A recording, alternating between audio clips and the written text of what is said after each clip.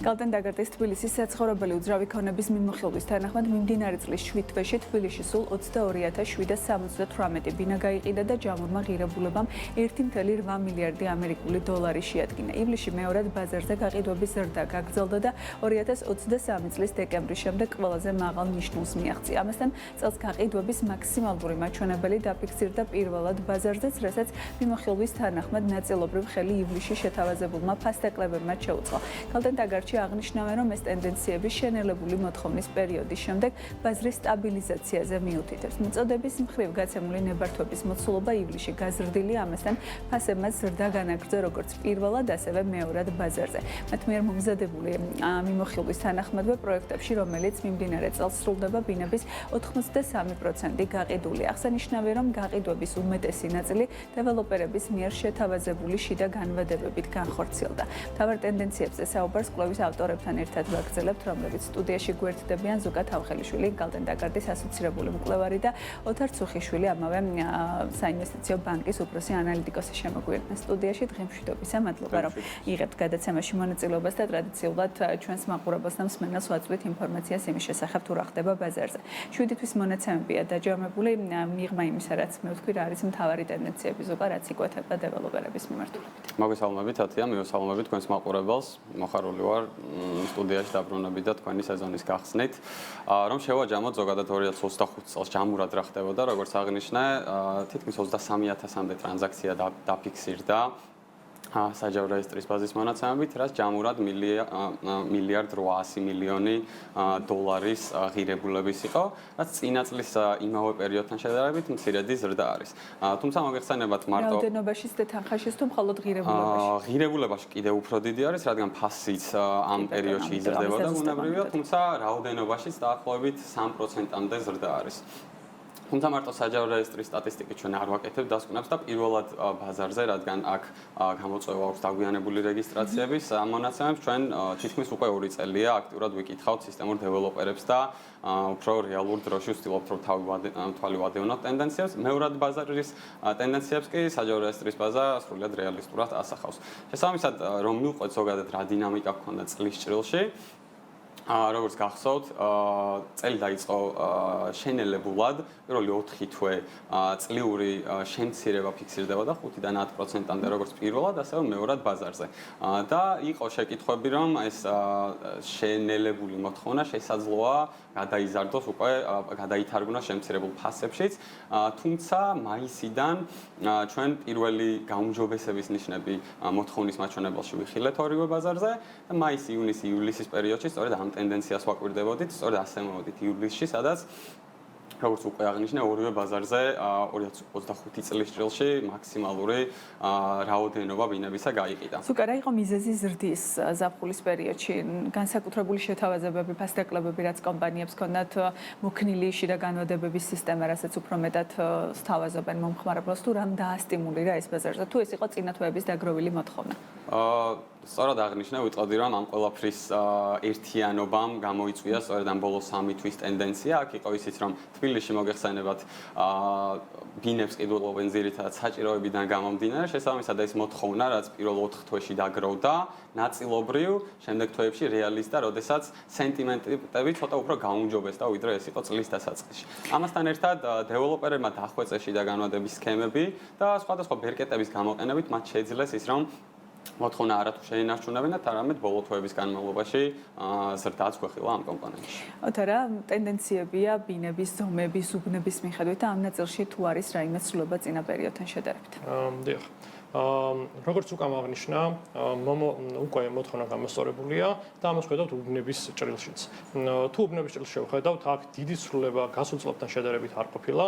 გაყიდვების მხრივ პოპულარულია კვლავ ისეთი უბნები, როგორც არის დიდი დიღომი, საბურთალო, სამგორი. ძალიან ბევრი ხანია არ კარგავს პიროლობას, ალბათ შეთავაზებული რაოდენობიდან. და შეიძლება ვთქვათ, რომ ასევე არ დაკარგავს მომავალ წლებში, იმიტომ რომ პირველად ბაზარზე ეს უბანი ალბათ ახალი ხო, იმიტომ რომ არაერთი მიმდინარე პროექტია, ნებართვებსაც რომ შევხედოთ, სწორედ ამ უბნებზეა არაერთი ნებართვა, ან ყველაზე დიდი ნებართვა სწორედ ამ საბუბანზეა გაცემული. შესაბამისად, მომავალ წლებში შეიძლება ვთქვათ, რომ ამ უბნებში კვლავ მაღალი იქნება ეს გაყიდვები ამ უბნებში. სხვა უბნებს რომ დავაკვირდით, მაგალითად ცენტრალურ უბნებს, როგორიც არის ვთქვათ, ვაკე, თაწმინდა ჩუღურეთი, აქ მიწის რესურსი ნაკლებია და ბუნებრივად ვერ იქნება იმდენი ტრანზაქცია ამ ყველაფრიდან გამომდინარე. ასევე გარე უბნებს ხელს უწყობს ის, რომ შედარებით ბიუჯეტურია და დაბალი ფასიდან გამომდინარეც აი იგივე გლდანში, დიდიღომში, სამგორში გაყიდვები სწორედ ესეც მნიშვნელოვანი გამოდის. ეკონომ კლასის ბინებზეა ძირითადად მოთხოვნა გარე უბნებზე უფრო მცირე ზომის თუ აი ამ ნაწილში როგორია ტენდენცია? ანუ აქ ხო, რამდენიმე ნაწილად გვაქვს ბაზარი დაყოფილი, ბიუჯეტურ და საშუალო საფასო კატეგორიის ბინებს რომ შევხედოთ, ამ ბინებზე ყველაზე დიდია მოთხოვნა. ანუ მოთხოვნის ძირითადი ნაწილი მოდის ამ ბინებზე და გასულ წლებში ეს ასე იყო მნიშვნელოვნად არ შეცვლილა. ამ ბინებზე, ამ კატეგორიის ბინებზე ძირითადად მოთხოვნის განაპირობებელია ეს ფუნდამენტური ფაქტორები, რაზეც ჩვენ ვსაუბრობთ, რომ ძირითად მოთხოვნას თბილისში აგენერირებს, ანუ საჭიროებას დაფუძნებული შენაძენია, რაც რეაგირებს ძირითად ეკონომიკურ ფაქტორებზე, როგორიც არის მაგალითად ეკონომიკური ზრდა, კურსის სტაბილურობა, ხელფასების ზრდა და ასე შემდეგ. ანუ ეს მოთხოვნა, საჭიროებას დაფუძნებული მოთხოვნა საქართველოში არსებობს, თუნდაც იმიტომ რომ იზრდება მიგრაცია, ანუ რეგიონებიდან, სხვადასხვა რეგიონიდან თბილისში ჩამოდის ხალხი, თუნდაც იმიტომ რომ ოჯახები იყოფიან და ეს არის ეს ბუნებრივი მოთხოვნას ქმნის და ანუ ეს მოთხოვნა ძირითადი ნაწილი თბილისის ბაზარზე და ეს მოთხოვნა ძირითადად მიმართულია ამ ბიუჯეტურ და საშუალო საფასო კატეგორიის ბინებზე. რაც შეეხება მაღალ და პრემიუმ კლასის ბინებს, აქ უფრო მნიშვნელოვანი წილი უჭირავს ასევე საინვესტიციო ნაწილს, რაც დიდი წილი მიუძღვის უცხოელებსაც და საინვესტიციო ნაწილში უფრო უყურებენ ისეთ კომპონენტებს, როგორიც არის მაგალითად ქირის ამონაგები, ის რომ წლიდან წლამდე ფასი იზრდება და მათი აქტივიზირება. ქირის ამონაგები თქვენი კვლევის მიხედვითაც და ბოლო პერიოდის განმავლობაში მცირდება და უბრუნდება იმ ძველ ნიშნულს, რაც მანამდე იყო. კი, თუმცა თუ შევადარებთ სხვა ძირითად სხვა შესაძარის ქალაქებს თბილისთან, ან სხვა საინვესტიციო, თქვა დეპოზიტებს, მაინც მაღალია და მაინც საკმაოდ მიმზიდველია. გარდა ამისა, ფასები იზრდება ყოველწლიურად და ყოველთვიურად სტაბილურად და ესეც აქტივის ღირებულება რო იზრდება, ესეც რა თქმა უნდა საინვესტიციო მიმზიდველობას ზრდის. თუ წინა პერიოდში შეჩვეულები ყავით, რომ ბათუმი იყო ძირითადად საინვესტიციო და უცხოელების წილი მაღალი იყო, ბოლო კვლევებში თქვენთანაც შანსი რომ მაგალითად ისრაელის მოქალაქეების წილი მნიშვნელოვნად არის გაზრდილი და ამაზეც მინდა რომ დამაზუსტებელი კითხვა დაგისვათ ქართველების გარდა და იმ ბუნებრივი მოთხოვნის გარდა რაც არსებობს და ახსენეთ რომ აი ძვირიანი ბინები უფრო პრესტიჟულ უბნებში იყიდება საინვესტიციოდ. ვინ არიან, რომელი ქვეყნის მოქალაქეები? ისრაელი გასაგებია და ამის გარდა ვინმე ხوار შემოგვემატა კიდე ან ხوار დაგვაკლდა მაგალითად არ ვიცი გარშემო მეზობელი ქვეყნები რომელთვისაც შეიძლება საინტერესო ყოფილიყო ადრე. კი, ბათუმი ახსენეთ და ბათუმის და თბილისის საცხოვრებელი უძრავი ქონება ძალიან განსხვავდება ერთმანეთისგან.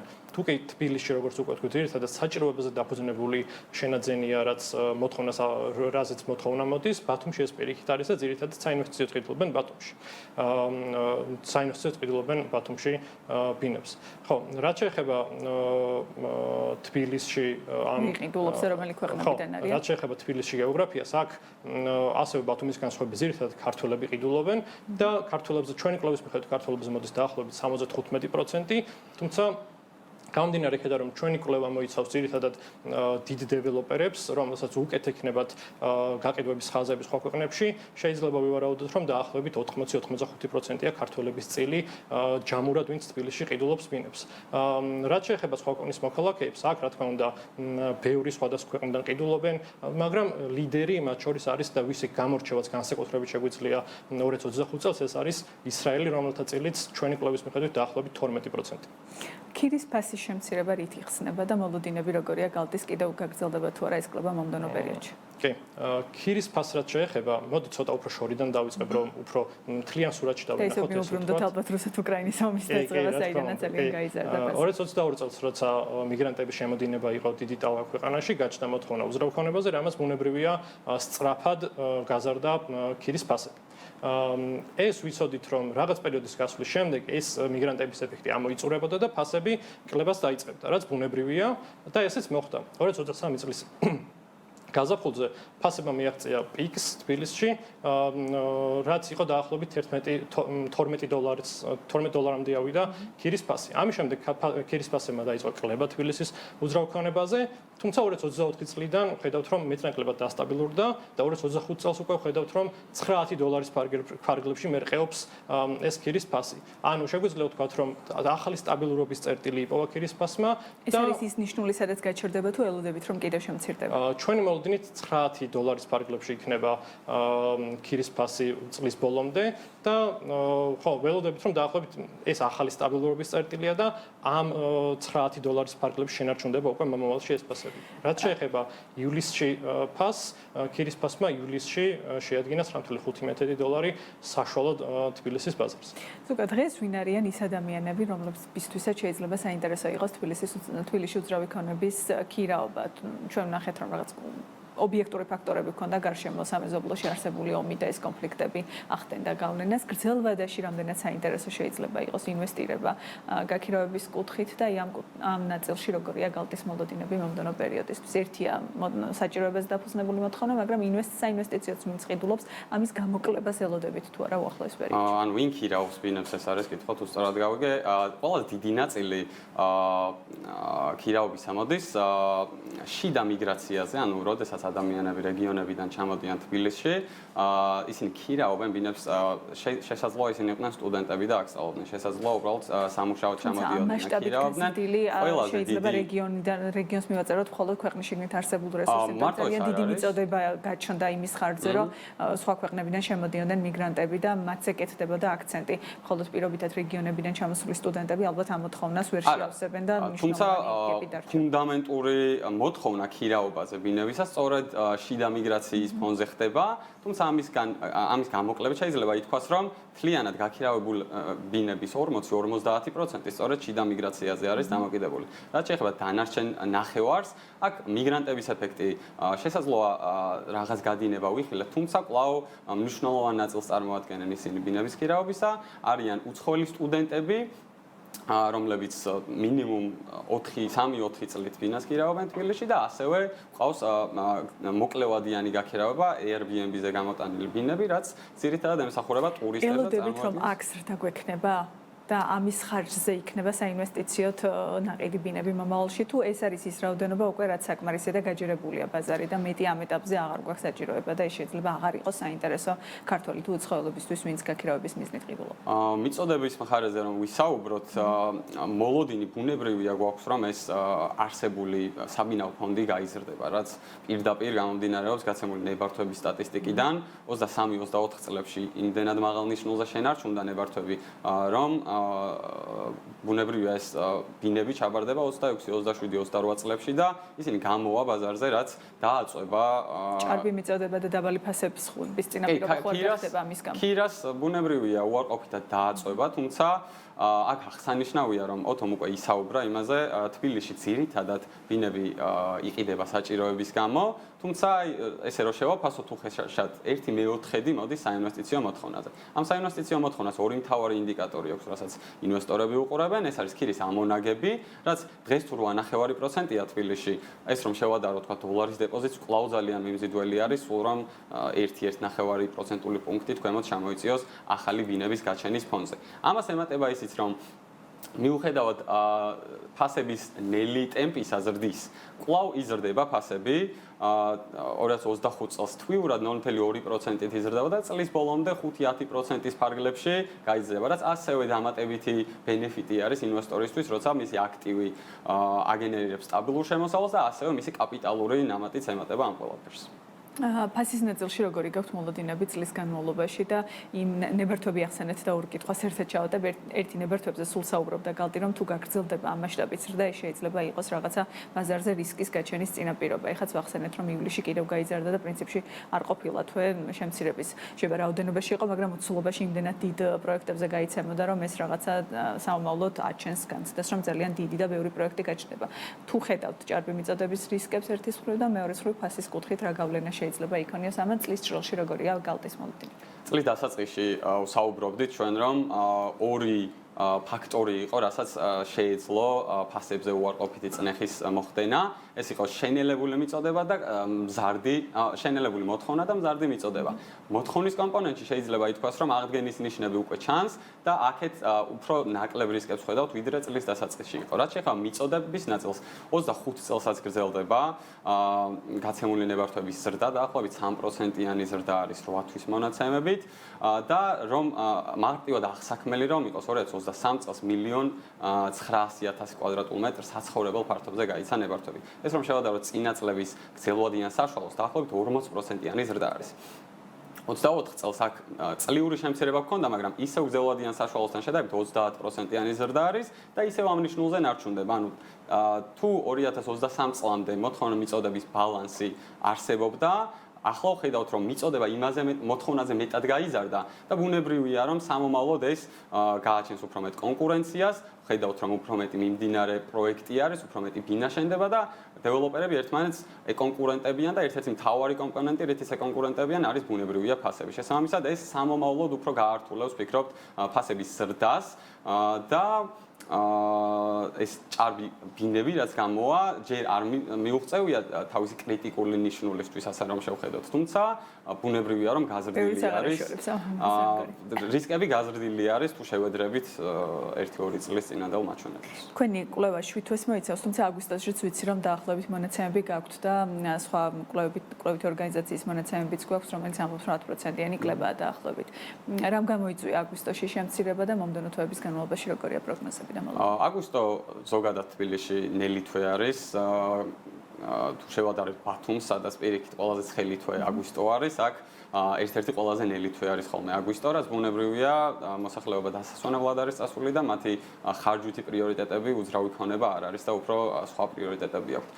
რაც შეეხება წლიურ შემცირებას, აქ დეტალებში რომ შევიდეთ, წინა თვის აგვისტო ვიტყოდი რომ უფრო იყო ძლიერი და ამიტომაც წლიურად ფიქსირდება შემცირება, იმიტომ რომ ეს შემცირება არის პირველად ბაზარზე, მეორად ბაზარზე ძალიან მიზერული 0.5%-ამდე შემცირება იყო, თუმცა პირველად ბაზარზე წინა წელს რამდენიმე მსხვილმასშტაბიანი პროექტი დაიწყო ივლისში და ამის ეფექტი იყო აგვისტოშიც, პრისეილების ეფექტი და შესაბამისად ეს წლიური შემცირება ამიტომ ფიქსირდება, თუმცა ესე ტენდენციაში რამაც ცვლილება აგვისტოში არ. ძალიან მოკლედ ფასის კუთხით წლის ბოლომდე როგორია პროგნოზები? ჩვენ წლის დასაწყისში ვსაუბრობდით რომ მინიმალური იქნებოდა 5-7%-ის ფარგლებში, რაღაც ჩანსაღი ზრდა, რასაც ეძახიან ხოლმე კვლევითი ორგანიზაციები, რა მაჩვენებლით დასრულდება წელი? არ შეცვლილა აქ ჩვენი მოლოდინით, წლის განმავლობაში 0.2% იყო თვიური ზრდის საშუალო მაჩვენებელი, ანუ თვიდან თვემდე ფასი იზრდებოდა 0.2%. 2024 წელსაც რომ შევედაროთ, სადაც მიგრანტების ეფექტი მეტწილად მილეული იყო, იქ 0.5-დან 1%-ამდე მაინც იზრდებოდა. შესაბამისად, სწორედ ეს მიწოდების ზრდა არის იმის გამომწვევი, რომ ფასი უფრო ნელა იზრდება და 5-7% საკმაოდ ოპტიმალური ნიშნულია იმისთვის, რომ თქვათ წლის ბოლომდე ფასის. დიდი მადლობა თქვენი დროისთვის და პასუხებისთვის. ზოგად ჰალყელიშვილი, გალდენ დაგარდის ასოცირებული მკვლევარი და ოთარ ცუხიშვილი, გალდენ დაგარდის უფროსი ანალიტიკოსი პასუხობდნენ ჩვენს კითხვებს.